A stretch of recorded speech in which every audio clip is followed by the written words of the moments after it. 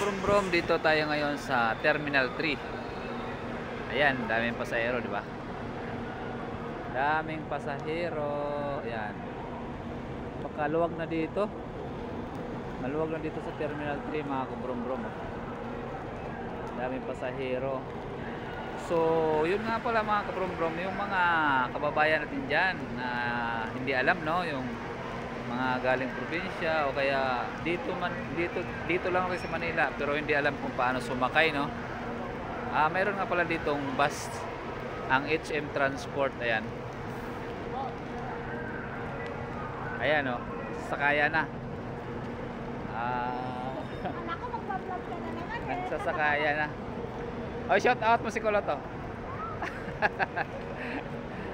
Ayan, nagsasakayan na sila. Bus nga pala ito ng HM Transport, no? Ayan. Ang pamasahe niyan ay 40 lang. Simula Terminal 3 hanggang Pasay Rotunda. So para hindi kayo mapamahal na pamasahe, kasi yung siyempre yung taxi medyo mahal yan, dito na kayo, mag-bus na kayo.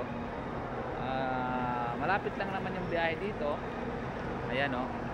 Mapupuno na siya. HM Transport yan. Ito nga pala yung driver, oh. Sama natin yung driver, siyempre gwapo eh. Yan. Yung driver ng bus na ating sasakyan ngayon. Ayan. Mga ilang minuto lang tatakbuhin natin, idol. Maulan, boss, mga 30 minutes yan. Ayan, pag traffic kasi, mga 30 minutes. Ayan, 40 pesos lang pamasahe, murang-mura kaysa mag-taxi kayo, no? Yung mga kababayan natin na siyempre yung mga first time pa lang sa Manila, first time pa lang sa Terminal 3, no? Dito na kayo, mag bus. Ayan, dito lang yan sa Bay, anong bay ba to? Tapat lang ng Bay 10. Ayan, oh, Bay 10. Ayan, dito lang, tapat lang siya.